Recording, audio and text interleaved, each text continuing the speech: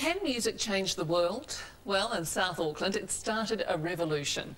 Ground Zero is Otara, where nearly 200 children are learning to play the violin and the cello. The idea is to take kids from struggling families in tough neighbourhoods and give them hope, so they too can aim for the stars. This from Ian Sinclair. What would you like to do with your violin when you grow up? Be famous. So why do you play the cello? To be famous. You want to be famous too? What would you like to do with the cello? Wait until I grow big and then play in a real orchestra. Can you see a day when the children of Otara will be on the world stage as classical musicians? Absolutely, absolutely. Think of Otara, and many of us think of those old cliches like gangs, drugs, crime. But the government's embarking on a groundbreaking social experiment here. The plan, teach the next generation that the future lies not with violence, but with violins. We're working with kids from 5, starting within their early childhood right through to late adolescence. That period of time where we are shaped as citizens, if you like. Rest position.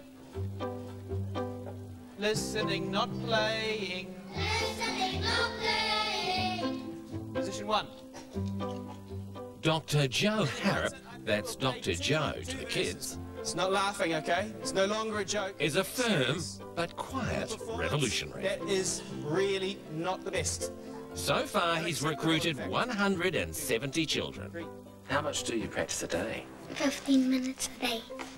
One of them is named Lovely, age 8, ambition boundless. What's Dr. Joe like? He's the best conductor I ever had.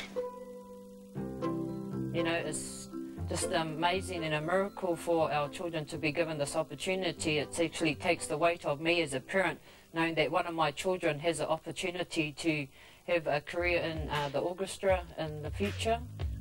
Lovely's mum, Vanessa Naden, loves Otara, but it's not easy to raise 4 kids here. During the day, it's quite a happy place, Otara, full of colour, diverse cultures. When night falls, though, South Auckland can become something else. I usually just hear a lot of police chases, helicopters and all that at night time, because that sort of represents Otara. So it's that's sort of the music, the sound that you hear. Even at the local school, young Lovely plays behind barbed wire. We just really want to break the cycle and give the children the opportunity to succeed instead of being caught in the low poverty or low income sort of era. In 3 years' time, we'll have over 600 children enrolled in this program. You know, you can't help but make a difference, not only in the kids' own lives, but within the community. What are you working towards? The creation of beauty. I mean, it's a bit cheesy, but hey, you know, it works.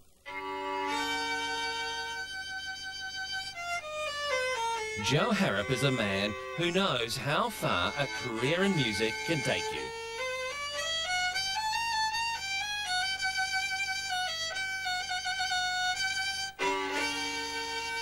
Oh, I've played at the Royal Albert Hall, St John Smith Square, St Martin's in the Fields, St James Piccadilly.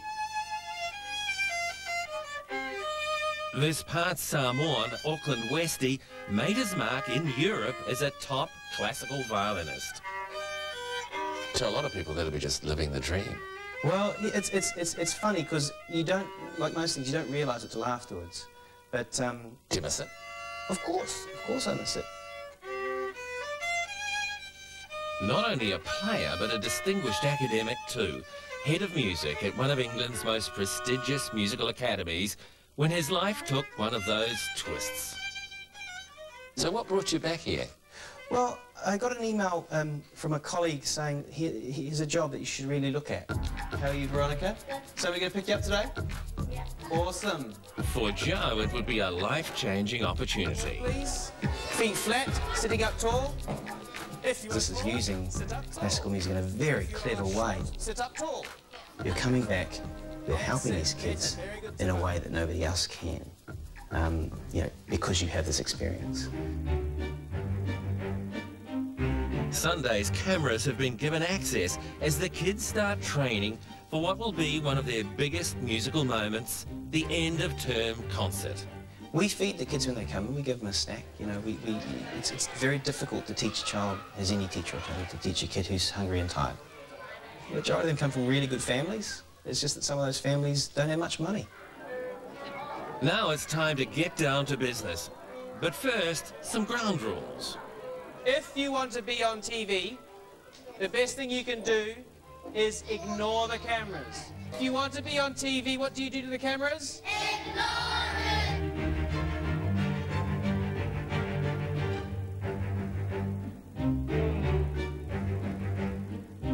Behaving is one thing, but how do you teach 6 to 8-year-olds to play the violin?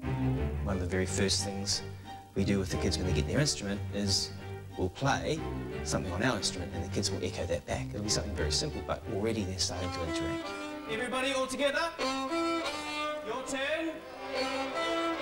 Listen. Find your third finger on the G string. Listen. Echoes, please.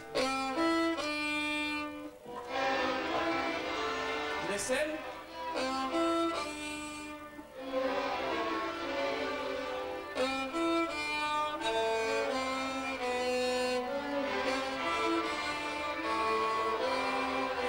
Very good, Sage. Okay. A kid who can be struggling with their maths, with their reading, can pick up a violin and play a tune they've learned within 2 weeks. That's a big deal. And of course their parents, who see the violin as this sort of slightly elitist thing, you know, it's something the rich kids do, see their child pick up a violin that rapidly, of course it's going to make them proud. After the break, the pressure's on. So how are the kids shaping up for that big concert? How often do you practice? I never practice. You're very naughty. Aren't you supposed to do 15 minutes a day? You've been a bit naughty, not practicing. Kind of.